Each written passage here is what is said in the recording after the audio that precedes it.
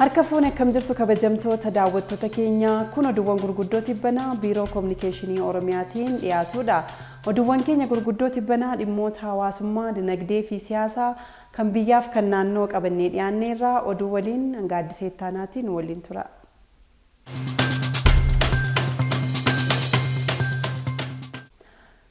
Miidiyaalee keessa adeemsi sirrii hin taane jiraatus shaakala diimokiraasii cimsuu fi mootummaan gara bal'inaan ilaalaa ture jedhan Ministeerri Muummee Itoophiyaa Dr. Abiy Ahmed. Miidiyaalee fi koominikeeshiniin mootummaa fi uummata gidduutti yaa'insa odeeffannoo qulqulluu ta'e akka jiraatu taasisuun ilaalcha biyyaalessaa dagaagsuun hirmaannaa fi fayyadamummaa uummataa dhugoomsuu keessatti qooda guddaa qaba. Jijjiiramaan asitti mootummaan bilisummaa miidiyaalee bal'isuun sirna koominikeeshinii ammayyaa si'ataa fi bu'aa qabeessa ta'e akka diriiru taasisuun maqaa biyya keenyaa roga gaariin ijaaruuf xiyyeeffannoo addaa kennee hojjechaa jira. Haaluma kanaan Ministeerri Muummee Itoophiyaa Dr. Abiy Ahmed gaaffii fi deebii isa xumuraa kutaa arfaffaa taasisaniin bilisummaa miidiyaalee ilaalchisuun ibsa kennaniin miidiyaalee keessa adeemsa sirrii hin taane jiraatus shaakala diimokiraasii cimsuuf mootummaan gara bal'inaan ilaalaa turuu ibsaniiru. Miidiyaan akka ibiddaati kan jedhan Dr. Abiy ni balleessas ni misoomsas akkuma aaduu waan gaariif akkasumas badaaf ooluu kan danda'u ta'uu ibsuun miidiyaalee kaayyoo gaariif yoo oolchine bu'aan isaa olaanaa ta'uu ibsaniiru. Faallaa isaa badiif yoo fayyadamnes balaa guddaa kan qaqqabsiisu ta'uu himuun mootummaan jijjiiramaa bilisummaa miidiyaaleef kenneen Itoophiyaatti buufataalee televezyiinii haaraa afaanota 60 oliin tamsaasaa jiraachuu kaasaniiru. Addunyaarraa miidiyaan walabatee kan hin jirre ta'uu ibsuun miidiyaalee Itoophiyaatti argaman tokko tokko fedhii dhuunfaa isaanii milkeessuuf akka hojjetan ibsaniiru. Kanneen akkanaa odeeffannoo sobaa tamsaasuun uummata dogoggorsuu wayita yaalan akka mul'atan kaasuun hubannoo uumameen odeeffannoo sobaa karaa mijatuun qulqulleessuun deebii kennuun eegalamu Ministeerri Muummee Itoophiyaa Dr. Abiy kan dubbatan torban kana keessa. Naannoo Oromiyaatti bara kana piroojeektoonni 27 xumuramuun tajaajilaaf qophaa'aniiru jedhan Pirezidaantiin Itti Aanaa Mootummaa Naannoo Oromiyaa Obbo Awwaluu Abdiin dabalata oduu kana Abbabee Jitaa akka taanutti qindeesseera.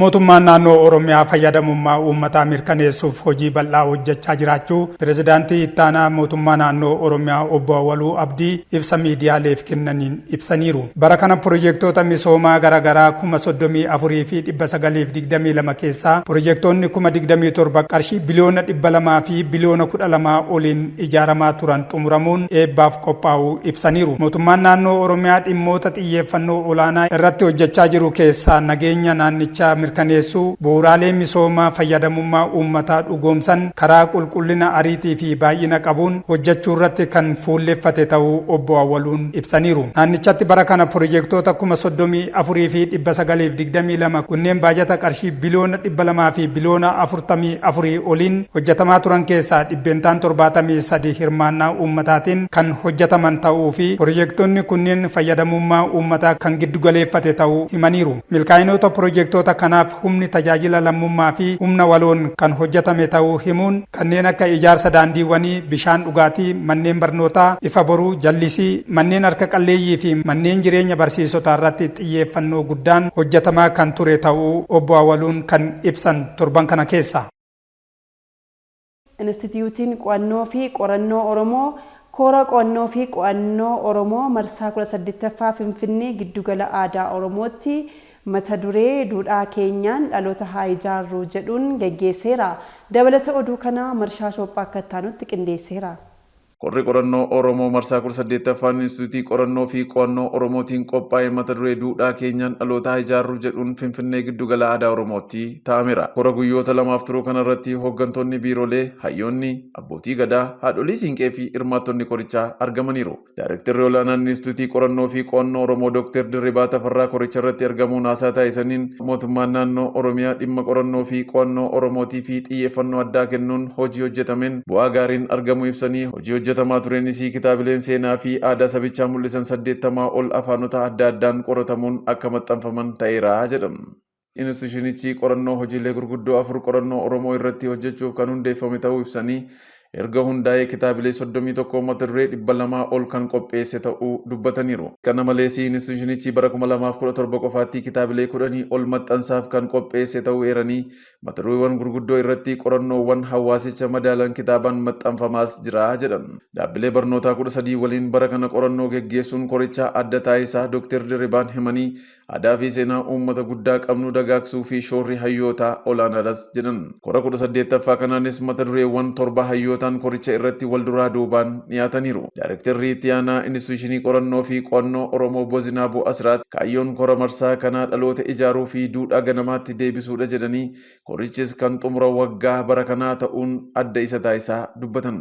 Yuunivarsiitii Jimmaatti barsiisaa fi qorataan seenaa akkasumas daayirektarri qorannoo fi qo'annoo Oromoo yuunivarsichaa kan ta'an Dr. Dheeressaa Deebuu qoricha irratti mata dureewwan qorannoo 7 kan dhiyaatan ta'uu ibsanii qorannoon dhiyaatus tokkummaa Oromootiif faayidaa guddaa qaba jedhan. Yuunivarsiitii Wallaggaatti barsiistuun afaanii fi aadaa Oromoo Dr. Aliimaa Jibriil qorannoo fi qo'annoon dhiyaatu kun siyaasa dinagdee keessatti dubartoonni gahee isaanii akka bahaniif shoora olaanaa qabas jedhan. Hirmaattonni qorichaa aadaa, duudhaa fi seenaa Oromoo mul'isuu fi dhamaatii hayyoonni gaaffii bara dheeraaf taasisan deebisuuf mootummaan jijjiiramaa gahee leencaa baheera jedhanii aadaa fi safuun Oromoo waggaa 150 dhokate bakkatti deebi'eeras jedhan. Hojiin aadaa fi misooma turizimii naannoo Oromiyaatti hojjetamaa jiru hojii fakkeenyummaa gaarii babal'achuu qabudha jedhan ministeera aadaa fi ispoortii federaalaa Aadde Shawiit Saankaa. Dabalata oduu kana Biraanuu Tarrafaa akka taanutti qindeesseera. Misoomni aadaa fi turizimii naannoo Oromiyaatti hojjetamaa jiru babal'achuu qaba jedhame. Ministeera aadaa fi ispoortii federaalaa Aadde Shawiit Saankaa biiroo aadaa fi turizimii Oromiyaa waliin ta'uun iddoowwan misooma magaalaa Shaggar daawwatan. Daawwannaa kanaanis sosochii raawwii manneen murtii aadaa kutaa magaalaa Sabbataa, furii fi mana kitaabaa uummataa, hojiiwwan gama instituutii qo'annoo fi qorannoo Oromootiin hojjetamaa jiran akkasumas giddugala aartii ijaaramaa jiran daawwataniiru. Ministeera aadaa fi ispoortii federaalaa Aadde Shawiit Saankaa saganticha irratti haasaa taasisanii mootummaan naannoo Oromiyaa hojiilee haaromsa aadaa irratti xiyyeeffannoon hojjechaa jiru kan jajjabeeffamu ta'uu himanii hojiin aadaa fi misooma turizimii naannoo Oromiyaatti hojjetamaa jiru hojii fakkeenyummaa gaarii babal'achuu qabudha jedhan. Hooggantuun biiroo aadaa fi turizimii Oromiyaa Aadde Jamiilaa Simbirruu gama isaaniitiin mootummaan naannoo Oromiyaa duudhaaf seenaa aadaa uummata Oromoo bakkatti deebisuuf aartii uummatichaa guddisuuf xiyyeeffannoon kan hojjechaa jiru ta'uu kan ibsan torbee kana keessa.